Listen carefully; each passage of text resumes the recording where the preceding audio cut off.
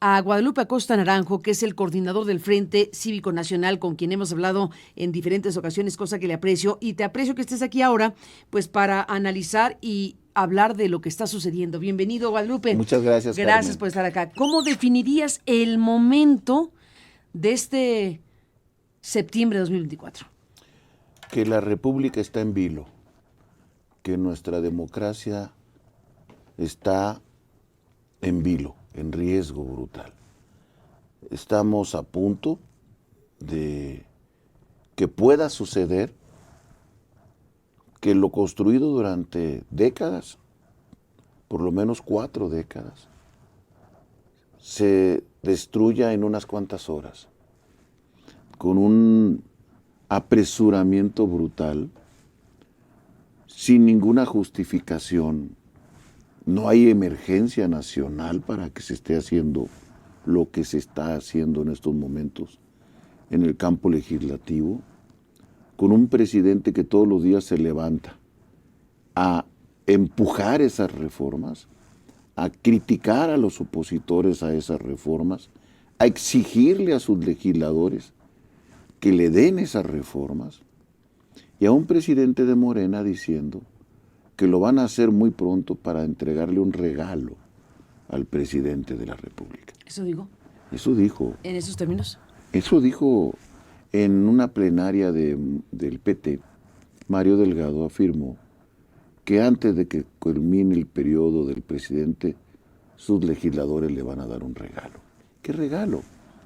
La Suprema Corte, la militarización permanente de toda la seguridad pública, la desaparición de los órganos autónomos, tan importantes y tan emblemáticos como el INAI, para mí tan queridos como el IFETEL, porque fueron años de luchas para lograr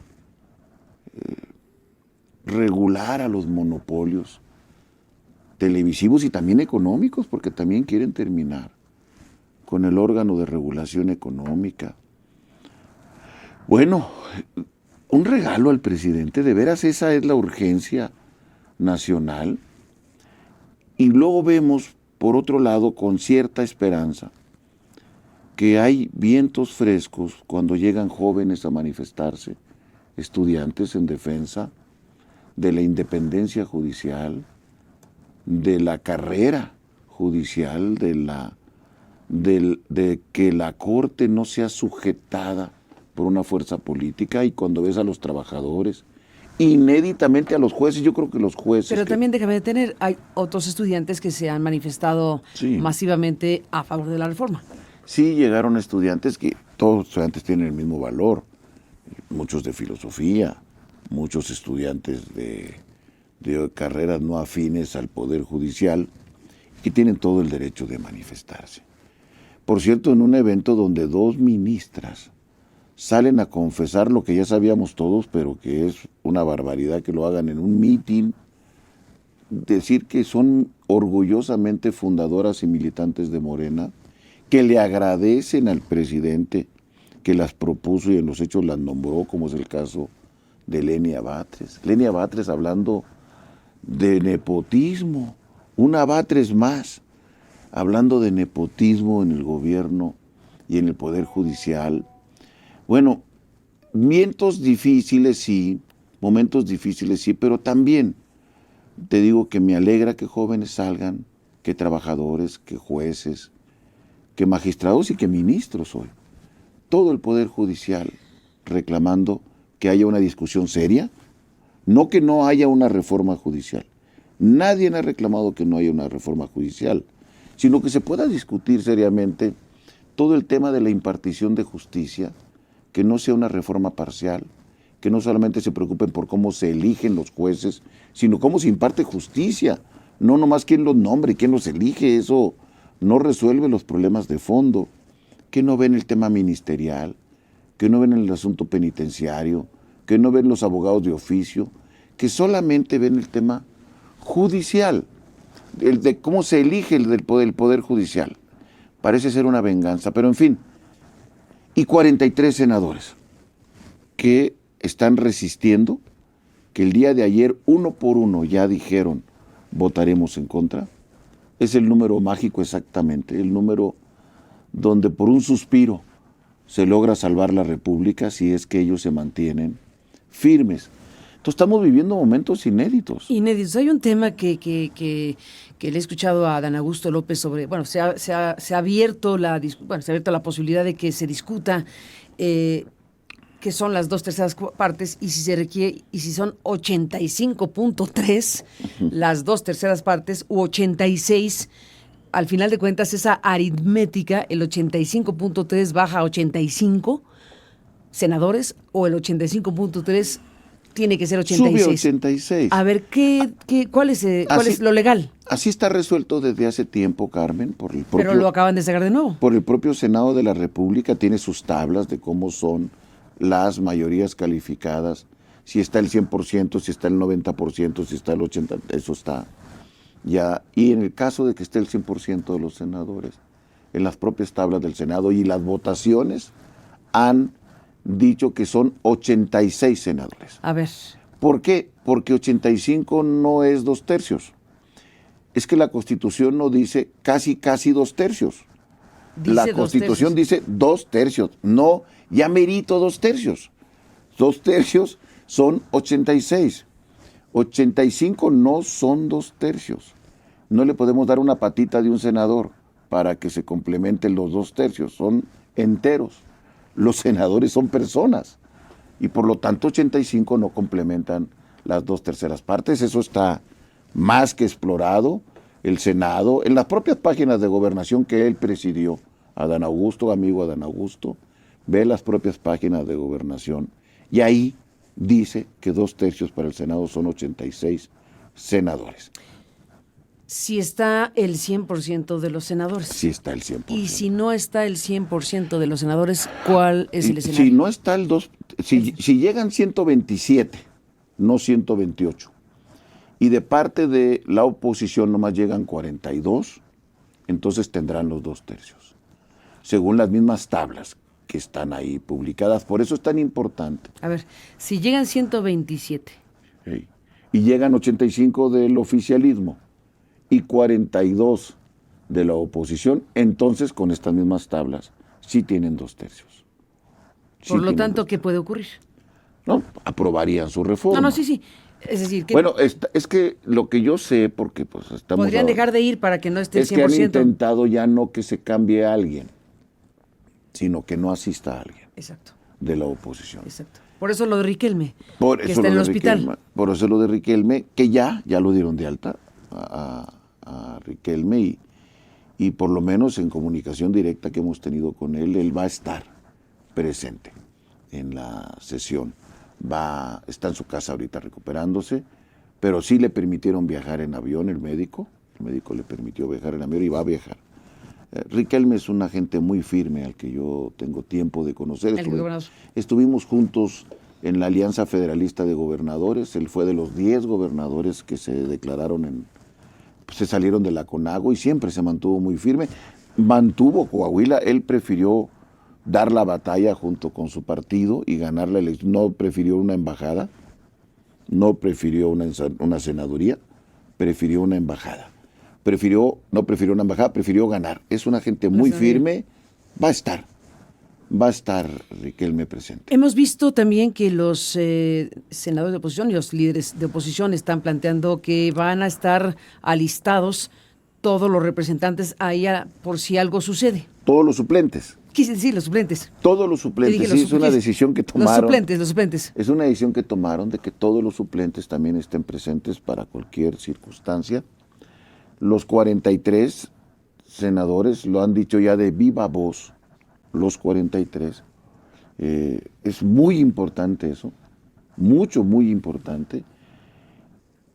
Tengo la zozobra de que faltan varios días, de aquí al martes que se vote. Miércoles, ¿no? Es que primero se votaba en lo general sí. Y después en lo particular. Si en lo general el martes se rechaza, ya no habrá sesión el miércoles con este tema. Entonces, y conociendo a mis amigos, sé que el presidente va a usar todo su poder para tratar de doblar a alguno de estos senadores, a uno que no asista o que cambie de opinión. Por eso son días donde van a presionar, donde por desgracia, fíjate nomás, están utilizando el aparato de poder, denuncias, amenazas, ofrecimientos, dinero, que ya muchos senadores están denunciando, que están teniendo la valentía de denunciar. Entonces, AMLO también habla, perdóname que te interrumpa, AMLO también habla esta mañana, hace unos minutos tenemos el fragmento, te propongo escucharlo. Sí. No sé si Guadalupe tiene un audífono para escuchar este fragmento. Aquí hay uno. Ándale, para escuchar lo que el presidente dijo, porque está haciendo un llamado. Aquí se está jugando el todo por el todo y el presidente está haciendo un llamado a los legisladores presionados. Así lo dijo. Y aprovecho también para hacer un llamado a los legisladores. Como nosotros enviamos la iniciativa sobre reforma al Poder Judicial, porque estoy viendo que hay mucha presión sobre los legisladores. Veo que Claudio X González, que es como el jefe de la mafia del poder, el defensor principal de los intereses de las minorías corruptas del país, está abiertamente, ¿no?, hablándole a los senadores para que voten en contra de la reforma. Quiero dirigirme a los senadores con todo respeto para que actúen con independencia, con libertad y que pongan por delante del interés personal, del interés partidista, el interés del pueblo y el interés de la nación. No le conviene a México mantener un poder judicial sometido a la delincuencia. El poder judicial está podrido, invadido por la corrupción. No se imparte justicia en beneficio del pueblo de México. Es un poder secuestrado, tomado al servicio de la delincuencia organizada. Pues esto fue lo que dijo el presidente, que ha reiterado estas ideas sobre su opinión del Poder Judicial. Y bueno, por supuesto que el Poder Judicial tiene muchísimos problemas y debería hacerse una reforma a la altura de la realidad que se está viviendo. Pero bueno, estamos hablando de esta reforma y un poco la frase que se ha repetido de reforma judicial sí, pero no así. Llamado a los legisladores presionados. ¿Qué dices, Guadalupe Acosta Naranjo? El hombre que más presiona. ¿Quién puede presionar más? ¿Un ciudadano que pone un tuit? ¿Alguien que le pide a un senador que fue electo por la oposición que sea oposición? Bueno, personaliza en Claudio X González. Es el villano favorito del presidente, ya en cuanto no dice que fue Calderón o Salinas, pues esos son los dichos del presidente, estos dichos ramplones con los que simplifica un asunto tan importante como el que estamos viviendo. El que casi duerme en la cama de Juárez quiere terminar con el sistema judicial que viene del juarismo, con la independencia de poderes.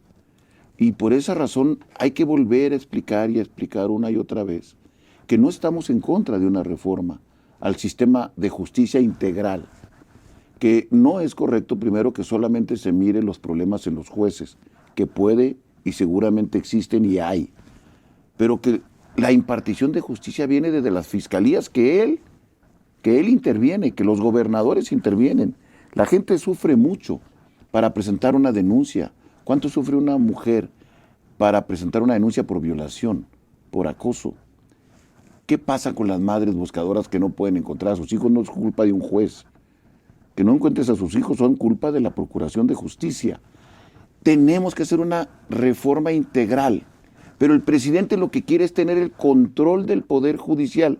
No estamos hablando de los problemas de la impartición de justicia, sino de quién nombra.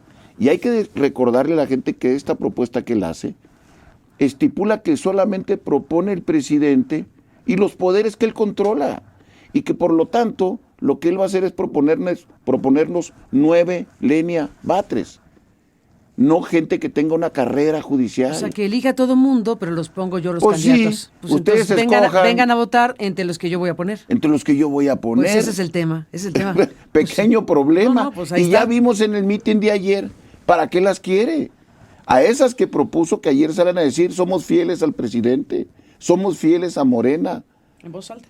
Pero lo dicen para que ya no especulemos nadie, para que nadie tenga la menor duda. Bueno, a eso nos oponemos.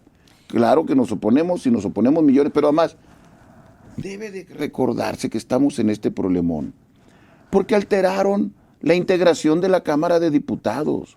No es borrón ni cuenta nueva, 42% de los votos, 24 millones de mexicanos votaron distinto a ellos. Ellos tienen el 54% de los votos para diputados y la oposición tenía el 42%. ¿Por qué razón se alteró? Bueno, para esto, pero no es borrón ni cuenta nueva. Aquí hay un fraude de origen, hay una integración espuria de la Cámara de Diputados. No es que no pueden hablar a nombre de todo el pueblo. Si hubieran tenido 2/3 de la votación, pudieran tener razón, pero tuvieron el 54%. Cada vez que dicen que el pueblo, se les olvida que los que votamos en contra también somos ciudadanos. Pero el INE y el tribunal les concedió la mayoría, en la Cámara de Diputados, esta mayoría absoluta. Sí, claro, se la concedieron 7-4. de una manera absurda. 7-4 y 4-1. Les dijimos hasta el cansancio, esos diputados del Verde son de Morena. Están haciendo un fraude. Tan es así que lo regresaron de inmediato. Los topos, decía Alfredo Figueroa. Los que están escondidos, decía Alfredo Figueroa. Pues no más tardaron en dárselos. Creo que la expresión era de Alcocer. De Alcocer, perdón, de Jorge. Topos de Alcocer. Y escondidos, decía Alfredo. Bueno, pues salieron a decir, sí éramos de allá. Y antes siquiera de instalarse, para tener la mayoría administrativa de la Cámara de Diputados con 251, les pasaron los que les hacían falta. 15. Para que no haya rotación en la Junta de Coordinación Política y tener la administración de un poder los 3 años que siempre había sido plural. Bueno, ese fraude al voto, no lo reitero porque hablan a nombre del pueblo. No, son mayoría, tenían derecho a tener mayoría. No les dio el pueblo mayoría constitucional. Tienen una mayoría constitucional que usurpa la votación de opositores y de ciudadanos opositores. Y ahorita muchos millones de mexicanos estamos en contra de esta reforma, no de que haya una reforma. La última encuesta que miré de Financiero ya estaba empatado tantito arriba, que debía de ser por capacidades y no por elección. ¿A nombre de qué pueblo hablan? Es un presidente que se quiere ir con todo el poder. Le está dejando sembradas minas a Claudia, y Claudia parece que quiere ser bombera, porque felizmente permite que haya toda esa destabilización en la vida nacional, en la economía, en nuestra relación con Estados Unidos, en la certeza jurídica, para mantenerse fiel a Andrés. Y en este mapa de cosas de las cuales me gustaría dar más ángulos, ¿qué te parece? ¿Qué ficha es esta que empieza a aparecer con más claridad de que se está promoviendo desde Tabasco al hijo del presidente López Obrador para que se quede en la dirección de Morena? Es decir, todo apunta a que será Luisa María Alcalde, la presidenta de Morena. Así está adivinable el asunto, ¿no? Ya está la señal dada, ya está el dedo puesto en relación a esta decisión, pero ahora vemos en las últimas horas que se promueve la idea de que el hijo del presidente, le llaman Andy, pudiera ser la fórmula, una fórmula única seguramente, o a lo mejor alguien compite, pero Ya de ¿qué pasaría si efectivamente se incorpora directamente un hijo del presidente en la estructura de Morena? Formalmente, no ya, es que... ya de por sí Luisa María Alcalde era una designación del presidente actual que estaba a unos días de salir. Dice la tradición política que quien sea presidente de la República influye mucho en quién va a dirigir a su partido, ya sea PAN, PRI, en este caso Morena. Pues resulta que aquí no. Es el presidente que no se quiere ir de presidente. El que deja. El que está dejándole presidenta de Morena. Y ahora se rumora, con mucha insistencia, que también al secretario general, para dejar a su hijo, a Andy, al que se dedicó a la política con más ganas. Me confirma que efectivamente estamos regresando no a los 70s, no a los 60s. Estamos regresando, Carmen, a los tiempos de Calles, antes del general Cárdenas. ¿Tú sí crees en el maximato? Parece que la que cree eso es Claudia. Claudia está a punto de tomar protesta como vicepresidenta. Por desgracia. ¿De veras ves eso? Sí lo miro. Miro porque, a ver, yo digo un poco en broma, para un poco reír de la tragedia, que Claudia ya logró un gobierno paritario. Uno para Andrés y uno para ella. Uno para Andrés y uno para ella. Y ahora en el partido le dejan la dirección del partido. Y antes de que se vaya el presidente le deja reforma al Poder Judicial, reforma al Ejército, desaparición de los órganos autónomos, todo concentrando el poder en el gran personaje que quiere ser como Calles. Por lo menos el general Cárdenas agarró a Calles 2 años después y lo sacó del país. Y cuando él tenía un enorme poder, ni siquiera quiso, ni pudo, ni deseó poner a Mújica y decidió cortar de tajo con la influencia del presidente saliente con el entrante. Yo miro, no que estemos regresando a los 60 ni a los 70, estamos regresando a los 30, cuando había un poder detrás del trono. Y Claudia, por desgracia, no le veo. Y a todos esos que tienen esperanza, que cuando se ponga la banda va a cambiar, les puedo asegurar que no va a cambiar nada. Bueno. Andrés Manuel, conforme se está acercando el fin de su mandato, quiere terminar de resolver lo que él considera su proyecto de largo plazo. No tiene confianza en que Claudia lo hiciera. Por eso está exigiendo a estos legisladores, en el último mes, cuando toda la tradición mexicana implicaba que ya en este momento quien debería de tener todo el control, los hilos del poder y más, cuando ganaron con esa diferencia y cuando tienen tal mayoría en la cámara, en las cámaras, gobernadores, todo, era el presidente entrante. No, parece que tomó protesta la semana pasada, Andrés, y que va a comenzar su sexenio y está intentando dejar un proyecto transeccional y ser el poder ahora sí detrás del trono.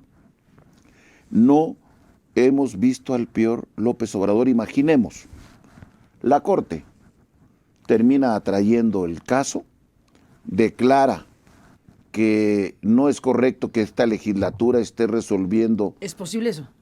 Es que los amparos que han emitido los jueces no es para que no haya proceso legislativo, eso es falso, sino porque hay un artículo que cambiaron recientemente en el reglamento de la Cámara de Diputados para permitir lo que no permitíamos. Yo fui presidente de la Cámara, yo me lo sé de memoria. Tú no le podías dejar dictámenes hechos a la legislatura a la que para que la votaran sin discusión. Ese es el meollo de la discusión. La jueza de Morelos. De Morelos, ese es. Y tienen, mi punto de vista, razón. Legisladores que acaban de ser electos por otra legitimidad tienen que entrar al estudio de una reforma que además no es la de la Lotería Nacional. Es una reforma que es central, es columna vertebral de nuestra república. Bueno, la Corte atrae resuelve que tienen que reponer el procedimiento, no que no legislen. No que no legislen, que repongan el procedimiento y haya un proceso adecuado, van a desacatar. ¿Y entonces? A la Corte, ya no a un juez, a la Corte. Andrés es capaz de desacatar, es capaz, son capaces de que digan que 85 son 2/3, no 86, como está extremadamente probado y ratificado durante muchos años en la República. 86 son 2/3. Son capaces de decir no, fíjese que vamos a redondear para abajo. No ocupamos 2/3, sino casi 2/3. De eso es capaz. 85.3. De eso es capaz Andrés. De eso es capaz Andrés. En su idea del maximato que está él tratando. Pero mira, detente aquí. Si la Corte resuelve, si sucede lo que aquí estás anticipando como posibilidad real, que la Corte resuelva, atraiga efectivamente los amparos, y en particular, pero los amparos que están ahí con estas suspensiones por lo pronto. Los jueces no han resuelto los amparos, pero están dando suspensiones. El caso de la jueza de Morelos, suspensión y luego suspensión definitiva. Hoy el juez de Chiapas, Consuelo Soto, va a resolver a las 11:30, 11:15 o 30 es la audiencia, y por ahí de las 4 de la tarde sabremos qué hace el juez de Chiapas, si ratifica, si amplía, si suspende definitivamente en lo que corresponde a él, que es como consecuencia la orden de que si aprueba la Cámara de Senadores, entonces se ordena no enviar a los estados de la República para que no haya la mayoría y se haga reforma constitucional. En eso estamos. Pero si la Corte resuelve lo que tú estás planteando, fíjate el escenario que tenemos. Por un lado eso, pero por otro lado tenemos una Corte que decidió 8-3 sumarse a suspensión de labores. Sí. No por los casos urgentes, pero sí sumarse a este paro del Poder Judicial, los ministros de la Corte en una votación de 8. 3 ministras, 2 de las cuales se manifestaron ayer, gente de Morena, emiten públicamente una comunicación en donde dicen que puede haber juicio político contra esos ministros de la Corte, los 8, y que puede haber investigaciones penales, y hacen alusión al Código Penal y demás. ¿Puede suceder en algún punto de esta historia que vayan en contra de los 8 ministros de la Corte de esa manera que anticipan y anuncian las 3 ministras, Esquivel, Batres y Ortiz? ¿Qué pasaría ahí? No, bueno, es una crisis constitucional absoluta. Un rompimiento del orden constitucional, es un autogolpe a la democracia y a la Constitución en México. Porque un grupo que se cree representante de todo el pueblo, aunque nomás representen el 38% del electorado, pero que hablan a nombre de todo el pueblo, quieren poner las condiciones para su permanencia casi eterna en el poder público. Nosotros tenemos la necesidad de salir a respaldar al Poder Judicial, a los trabajadores, a los senadores. Necesitamos defender nuestra democracia. Yo le hago un llamado a los gentes de Morena que tienen alguna historia democrática en el pasado, que hoy han olvidado brutalmente, radicalmente, que reflexionen de lo que está pasando, que puedan entender que son mayoría sí, pero no son dueños del país. No son dueños del país. La Constitución es la casa de todos, Carmen. La Constitución no la puede mover alguien a contentillo para entregarle un regalo al presidente. La Constitución no puede darle un golpe a un poder independiente. Exactamente para eso está el Poder Judicial, para hacer el contrapeso de los otros 2 poderes, del Poder Legislativo y del Poder Ejecutivo. Esa es su función. Es como cuando a ustedes les exigen que sean porristas, no periodistas. Eso es exigirle al Poder Judicial que sea porrista, como estaba ayer Lenia, en un mitin de porrista, no el contrapeso constitucional. Es muy grave. Andrés Manuel está enloqueciendo. Francamente, yo me lo imagino, Carmen, yo tengo un sueño lúdico.